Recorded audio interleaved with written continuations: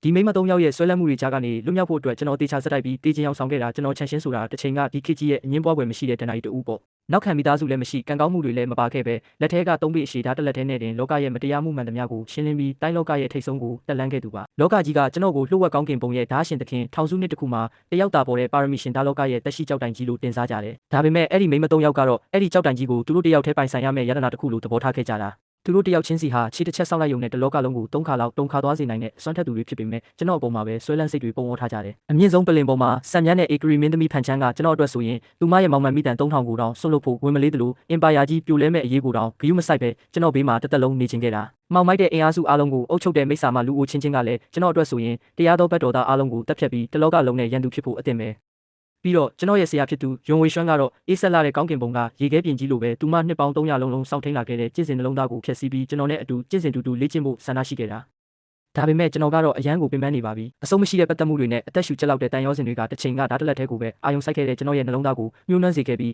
အရင်ကထပ်ပို့ပြီးချီနှောင်ခံထားရတယ်လို့ခံစားရစေတယ်ဒါကြောင့်ကျွန်တော်တေချာစီစဉ်ပြီးတော့ဇလန်းဆင်ခဲ့တာနယ်ပယ်ပြင်ပကမိစ္ဆာတွေနဲ့တိုက်ခိုက်တဲ့ဒဏ္ဍာရီလာတိုက်ပွဲမှာကျွန်တော်ကမိစ္ဆာဤကရင်းနဲ့အတူအသေးခံတိုက်ခိုက်ခဲ့ပြီးပြတောင်မကြံအောင်ပျောက်ကွယ်သွားခဲ့တယ်အဲ့ဒီနေ့ကစပြီးကျွန်တော်ဟာ1 hour news ဆိုတဲ့နာမည်တင်တဲ့လောကကြီးကနေပျောက်ကွယ်သွားခဲ့ပြီးဘယ်သူမှမသိတဲ့ချင်းဖန်ကိုင်းမှာအစီကံတယောက်ဖြစ်ဝင်ရောက်လုပ်ကင်ခဲ့တဲ့နေတိုင်းထင်းခုတ်ရေထမ်းပြီးအေးအေးချမ်းချမ်းနေခဲ့တာပေါ့ဒါပေမဲ့ဒီနေ့မှာတော့အဲ့ဒီအစွမ်းထက်မိမ3ယောက်ကပူပေါင်းပြီးကျွန်တော်တည်ဆုံးမှုကိုစုံစမ်းဖို့အတွက်ဒီလိုဝေးလံခေါင်ဖျားတဲ့ဂိုင်းငယ်လေးမှာစုံစမ်းရေးဌာနချုပ်လာဖွင့်ကြတဲ့နောက်နေတာလားအဲ့ဒီ3ယောက်ကတယောက်နဲ့တယောက်တွေ့တာနဲ့တက်ကြမှာတော့အံ့ဩစရာမဟုတ်ဘူးအခုဘယ်လိုလုပ်ပြီးအတူတူအလုပ်လုပ်နေကြတာလဲကျွန်တော်ကတော့လူအုပ်ထဲမှာရောနှောပြီးကောင်းကင်ကနေဆင်းသက်လာတဲ့အဲ့ဒီကြောက်စရာကောင်းတဲ့မိမ3ယောက်ကိုလှမ်းကြည့်နေမိတယ်တယောက်ကဂုံတိတ်ခါကြီးမားတဲ့ငကားအရှိန်ဝါတွေနဲ့နောက်တစ်ယောက်ကမော်ဆန်တဲ့မိစ္ဆာအငွေ့သက်တွေနဲ့နောက်ဆုံးတစ်ယောက်ကတော့အေးဆက်ပြီးထက်မြက်လာတဲ့ဓာတ်အရှိန်ဝါတွေနဲ့ပေါ့ကျင့်စဉ်နေတဲ့တပည့်တွေဆိုရင်သူတို့ရဲ့ဖိအားကြောင့်ဒူးတွေတုံပြီးအတုံးအယုံလဲကြကုန်ကြတယ်ကျွန်တော်လည်းသူတို့ကြားထဲမှာပဲခေါင်းကိုအနေဆုံးကုန်ပြီးလဲကြနေလိုက်တာပေါ့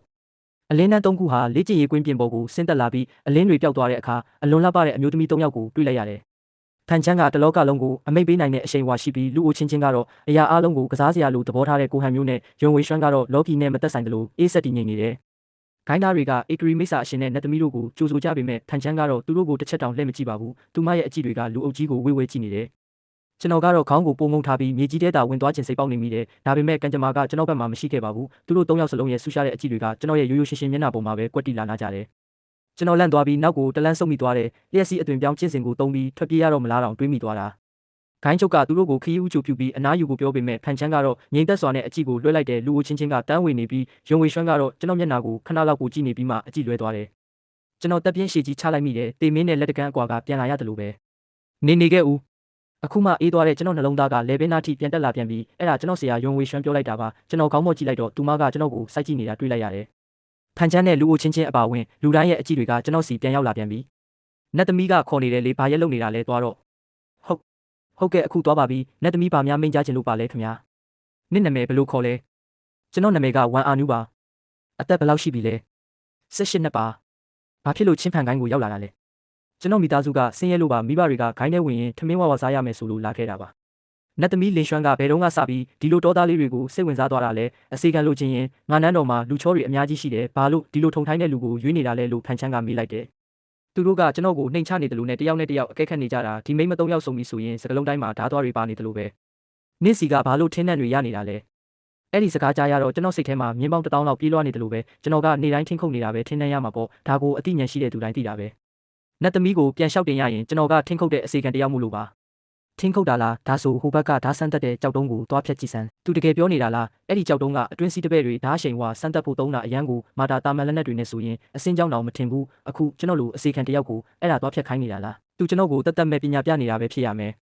နတ်သမီးခင်ဗျာအဲ့ဒါကိုကျွန်တော်ဘလို့မှမဖြတ်နိုင်ပါဘူးကျွန်တော်တကယ်လို့ဒါအဲ့ဒီကြောက်တုံးကိုဖျက်လိုက်ရင်ဖုံးကွယ်ထားတဲ့ကျွန်တော်ရဲ့လျှို့ဝှက်ချက်တွေပေါ်ကုန်လိမ့်မယ်မဖြတ်ပြန်ရင်လည်းအမိန့်ကိုဖီဆန်ရရောက်ပြီးပို့ဆိုးသွားနိုင်တယ်ကျွမ်းကျင်မှုကိုသုံးမိရင်တိတာလုံးမှမို့လို့ကျွန်တော်ကအင်အားတက်တက်ကိုပဲသုံးရမယ်ဒါပေမဲ့1 hour news ဆိုတဲ့လူကအားသိရှိတာမဟုတ်တော့တခါတလေကြာရင်တကယ်လူညက်တယောက်လိုဟန်ဆောင်တတ်ဖို့လဲလိုသေးတယ်ဒါကြောင့်ဘေးနာကလူညက်တွေစီကနေပဲအတူယူလိုက်တာပေါ့အဲ့ဒါနဲ့ကျွန်တော်ကအော်တန်ကြီးတစ်ချက်ပေးလိုက်ပြီးလက်ထဲကပစိန်ကိုအားကုန်လွဲကကြောက်တုံးရဲ့အစွန်းကိုခုတ်ချလိုက်တယ်အားမဟုတ်ဘူးတဖြောင်းဖြောင်းမြည်တန်တဲ့အတူမိဘွားတွေနေရာအနှံ့လွင့်ထွက်သွားတယ်တနက်ကြောက်တုံးကြီးကတော့အစင်းကြောင်းလေးတောင်မထင်ပဲငြိမ်နေပေမဲ့ကျွန်တော်လက်ထဲကပစိန်ကတော့နှစ်ပိုင်းကျိုးသွားခဲ့ပြီဟာဒီကောင်ကတော့ဟာတာပဲပစိန်နဲ့ဓာတ်ဆန်းတက်ကြောက်တုံးကိုလာခုတ်နေတယ်စိတ်များဖောက်ပြန်နေတာလားဒီလူတွေကတော့လှည့်စားလို့တိတ်ရွယ်တာပဲဟာယွန်ဝေရွှမ်းဒါနေရွေးထားတဲ့လူလားငါတော့ရေရလုံးလို့တေတော့မယ်နင်ကဓာတ်ကိုတောင်ဖြောင်းဖြောင်းမကင်နိုင်တဲ့သူကိုရွေးထားတာလားကိုချီတော့ကိုပြန်မခုတ်မိအောင်တတိထားဦးဒီနေ့ကစပြီးနင်ချင်းခုတ်เสียမလို့တော့ဘူးငါရဲ့ကိုရန်တော့အစီခံလို့တော့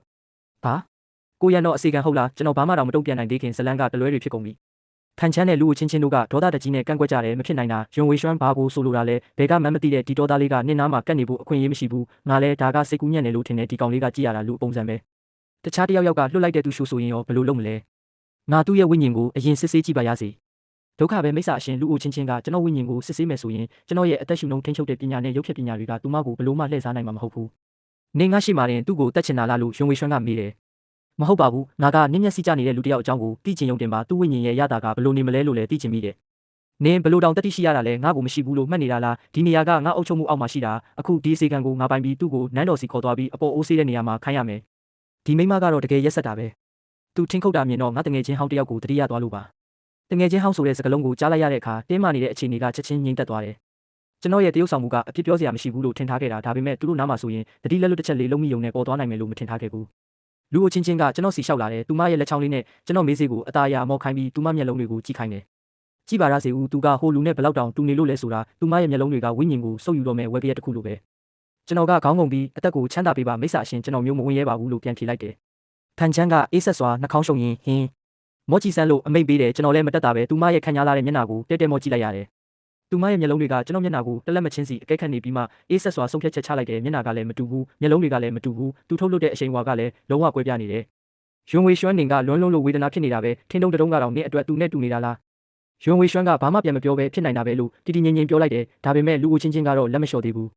သူမကကျွန်တော်မေးစေးကိုအနှဲငယ်ပို့ပြီးညှစ်လိုက်တယ်ဒီမျက်လုံးတွေကတက်ဝင်လှုပ်ရှားမှုမရှိပေမဲ့အယောင်ကတော့ဟိုနှလုံးသားမရှိတဲ့လူလိုပဲရှားပါတဲ့ပရင်းရောင်ဖြစ်နေတယ်ဒီကဘာကြီးကအကျယ်ကြီးပဲမျက်လုံးအယောင်တူတဲ့သူတွေအများကြီးရှိနိုင်တာပဲလေလူကိုချင်းချင်းကပြုံးလိုက်ပြီးဒါဆိုတခြားဟာကိုထပ်စစ်ဆေးကြည့်ရအောင်လို့ပြောရင်းကျွန်တော်မေးစေးကိုလွှတ်လိုက်ပြီးလျှက်စီးလိုမြန်ဆန်တဲ့အချိန်နဲ့ကျွန်တော်လက်ကောက်ဝတ်ကိုဖမ်းဆုပ်လိုက်တယ်အေးဆက်လာတဲ့မိစ္ဆာစွမ်းရည်တွေကကျွန်တော်တွေးကြောတွေကိုစိတ်ဝင်လာတယ်ကျွန်တော်ရဲ့အသက်ရှူနှုန်းထိန်းချုပ်တဲ့ပညာကိုအမြင့်ဆုံးအထိအသုံးချလိုက်ပြီးနောက်ဆုံးကျန်ရှိနေတဲ့ဓာတုတော်စင်အနှစ်သာရတွေကိုခန္ဓာကိုယ်ရဲ့အနက်ရှိုင်းဆုံးမှာပိတ်လောင်လိုက်တယ်တွေးကြောတွေထဲမှာတော့အားနေပြီးဘာမှမဟုတ်တဲ့စွမ်းရည်တွေပဲကြံနေတဲ့ဝန်အာနုဖြစ်ပဲပြတ်သားထားလိုက်တာပေါ့တကယ်ကိုလူညက်တယောက်ပဲအခုရောအဲ့ဒါတိုက်ဆိုင်မှုတစ်ခုဆိုတာယုံပြီလားဖန်ချမ်းကတော့ဘာမှပြန်မပြောဘဲငြိမ်နေပေမဲ့တင်းမာနေတဲ့အခြေအနေကတော့အများကြီးရောကျသွားခဲ့ပါပြီဖန်ချမ်းကတိတ်ဆိတ်သွားပေမဲ့တင်းမာနေတဲ့အငွေ့သက်တွေကတော့အတော်လေးရောပါသွားပြီးပြင်းစရာကြီးရုပ်ချင်းတူတဲ့အသုံးမကျတဲ့ကောင်ပဲလို့ပြောပြီးသူမထွက်သွားဖို့ပြင်လိုက်ပေမဲ့ဖန်ချမ်းကရုတ်တရက်လှမ်းပြောလိုက်တယ်နေဦး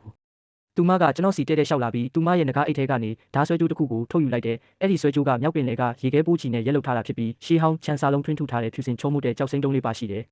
်ဒါကကျွန်တော်ရဲ့ဓာတ်ဟောင်းမှာတက်ထားတဲ့ဆွဲကြိုးပဲဖန်ချမ်းကဒီမပျက်စီးနိုင်တဲ့ရေခဲပိုးကြီးကိုကျွန်တော်ကိုပေးခဲ့တာအဲ့ဒီနှွေးထွေးတဲ့ကြောက်စိမ့်ကဝိညာဉ်ကိုကုသပေးနိုင်ပြီးကျွန်တော်ဓာတ်နဲ့အလိုက်ဖတ်ဆုံးပဲကျွန်တော်တေချင်အောင်ဆောင်တဲ့တိုက်ပွဲတုန်းကတကယ်အစ်စ်လို့ထင်ရအောင်လို့ဓာတ်နဲ့အတူကိုဖောက်ခွဲပစ်ခဲ့တာမို့ခန္ဓာကိုယ်နဲ့ဝိညာဉ်ပါပျက်စီးသွားခဲ့တာဒီဆွဲကြိုးကလည်းပြဖြစ်သွားတင်တာပေါ့သူမဒါကိုဘလို့ရှာတွေ့ခဲ့တာလဲဖန်ချမ်းရဲ့အတန်မှာရှာပပနုနဲ့မှုတွေပါဝင်နေတယ်ဒါကိုချမ်းရွံအပြက်စီးတွေထဲမှာရှာတွေ့ခဲ့တာသူချမ်းရစ်ခဲ့တဲ့တခုတည်းသောအရာပဲလို့ပြောပြီးဆွဲကြိုးကိုကျွန်တော်စီကမ်းပေးလိုက်တယ်ဒါကိုကင်ထားဆန်းကျွန်တော်ဥယျာဉ်ပြားတွေပြန်ပြီးထုံချင်းလာပြန်ပြီးအဲ့ဒီကြောက်စိမ့်ကတာမန်မဟုတ်ဘူးဝိညာဉ်ကိုပြုစုပြောင်းထောင်ပေးတဲ့ကြောက်စိမ့်ဖြစ်ပြီးကျွန်တော်ရဲ့ဓာတ်အနှစ်သာရအစအနလေးပါနေတာအဲ့ဒါကကျွန်တော်ဒါမှမဟုတ်ကျွန်တော်ရဲ့မျိုးဆက်ကထိမှသာအလင်းထွက်တာယွန်ဝေရွှမ်းကကျွန်တော်ကိုအကဲခတ်နေတာဖြစ်ပေမဲ့ဖန်ချမ်းကတော့တကယ်ကိုအတီးကြီးလုံနေတာဖန်ချမ်းရဲ့အတန်ကအေးဆက်သွားပြီးအေဂရီနဂါအရှိန်ဝါကကျွန်တော်စီကိုပြန်ပြီးပိတ်ဆို့လာပြန်တယ်ဗာလဲငါအမိတ်ပေးနေတာလေယူဆန်းနင်ကညည်းရတာလားအကယ်၍ကျွန်တော်အခုချက်ချင်းဆုံးဖြတ်ချက်မချရင်ဒီ PR အောက်မှာတင်ကြေမွားသွားတော့မယ်လို့ခံစားလိုက်ရတယ်လူကိုချင်းချန်နဲ့ယွန်ဝေရွှမ်းတို့ကလည်းကျွန်တော်ကိုကြည့်နေကြတယ်ဒီဓာတ်ဆွဲကြိုးကိုမြင်ရင်ကျွန်တော်ဘယ်လိုတုံ့ပြန်မလဲဆိုတာသူတို့သိချင်နေကြတာသိတာပါတယ်ကျွန်တော်တုံရင်နေတဲ့လက်ကိုဖြည်းဖြည်းချင်းဆန့်ထုတ်လိုက်တယ်နဖူးကနေချွေးတွေစီးကျလာပြီးဆွဲကြိုးကိုထိဖို့တလက်မအလိုမှာတင်အခြေအနေတွေကရုတ်တရက်ပြောင်းလဲသွားတယ်အနက်ရောင်များတစ်စင်းကရုတ်တရက်ပြန်တန်းလာခဲ့တ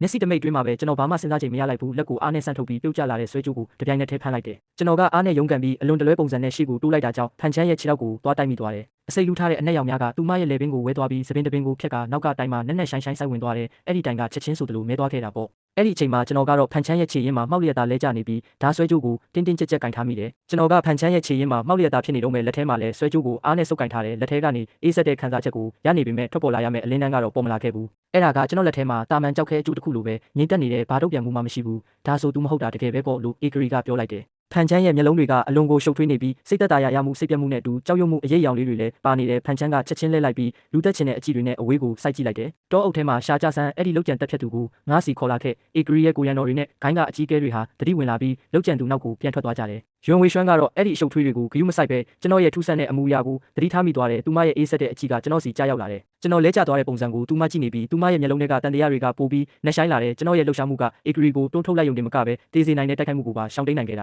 ကျွန်တော်ကသူမကိုအတိအကျဆုံးမဟုတ်တဲ့နီလန်းနဲ့ကဲတင်လိုက်တာပေါ့အစီကံတယောက်ကိုဘယ်သူမှတန်တရားမဝင်ကြပါဘူးသူတို့ကကျွန်တော်ကိုကံကောင်းလုံးနဲ့လို့ပဲထင်ကြတာဒါပေမဲ့ယွန်ဝေရွှမ်းကိုတော့ဘာမှဖုံးကွယ်လို့မရဘူးအရေးပေါ်အခြေအနေမှာအကောင်းဆုံးလှုပ်ရှားမှုကိုရှာတွေ့တာကသူမကျွန်တော်ကိုတင်ပေးခဲ့တဲ့ပညာပဲလေကျွန်တော်မောမကြည့်ရဘူးကျွန်တော်ကတော့ကြောက်လန့်တုန်နေတဲ့လူတယောက်လိုပဲဆက်ပြီးဟန်ဆောင်နေလိုက်တယ်ကျွန်တော်မောမကြည့်ပဲတကယ်ကိုထိတ်လန့်တုန်နေတဲ့ပုံစံကိုပဲလုပ်နေတာနင်ကောင်းကောင်းလုပ်ခဲ့တယ်ငါ့ကိုကဲလိုက်တာပဲ ဒီနေ့ကစပြီးနင်ကငါရဲ့ကိုရန်တော်ဖြစ်ရမယ်ငါဘေးမှာအမြဲတမ်းနေရမယ်မဖြစ်နိုင်တာမင်းသမီးဒီကောင်ကနောက်ခံကလည်းမရှင်းမလင်းနဲ့တကယ်လို့သူကလောက်ကြံသူနဲ့ပူပေါင်းထားတာဆိုရင်တော့ကျမကန့်ကွက်ပါတယ်သူကတာမန်လူတယောက်ဖြစ်တဲ့အပြင်အရန်လဲအားနေတဲ့သူကမင်းသမီးကိုဘယ်လိုလုပ်ပြီးကာကွယ်နိုင်မှာလဲငါသူ့ကိုအရင်တွေ့တာမို့ငါနဲ့ပဲခေါ်သွားရမယ်ဘာလို့လဲငါလည်းသူ့ကိုသဘောကျတယ်လေသူ့ကိုမိစ္ဆာနန်းတော်ခေါ်သွားပြီးငါခြေထောက်နေပေးတဲ့အစီခံလောက်ခိုင်းရမယ်သူတို့တယောက်နဲ့တယောက်အငင်းပွားနေတာကိုနားထောင်ရင်ကျွန်တော်ဘဝတော့သွားပြီလို့ခံစားလိုက်ရတယ်ကြောက်ချောင်ဖုံးရဲ့တော်လာတဲ့အကြံဉာဏ်ကြောင့်သူတို့တွေဟာဓာတ်သူတော်စင်တေဆုံးမှုကိုစုံစမ်းဖို့အတွက်သဘောတူညီချက်တစ်ခုရသွားကြတယ်သူတို့၃ယောက်စလုံးခိုင်းရဲ့နောက်ဘက်မှာစခန်းချကြလိမ့်မယ်နေ့ဘက်မှာတော့ကျွန်တော်ကဧကရီအတွက်အလုပ်လုပ်ပေးပြီးသူမကိုဘေးကင်းအောင်ကြည့်ရမယ်ညဘက်မှာတော့မိစ္ဆာအရှင်လူအိုချင်းချင်းစီမှာအစီခံရမယ်မိုးလင်းတဲ့အခါမှာတော့ဆရာရဲ့ခြံဝင်းကိုနာရီပေါင်းများစွာတန်ရှင်းရေးလုပ်ပေးရမယ်သူတို့ကကျွန်တော်ကိုဝေစုခွဲထားတဲ့ဝန်ထမ်းတစ်ယောက်လိုသဘောထားပြီးတစ်ပတ်9ရက်တရက်24နာရီလုံးအဆိုင်3ဆိုင်ခွဲပြီးခိုင်းကြတော့မှာပေါ့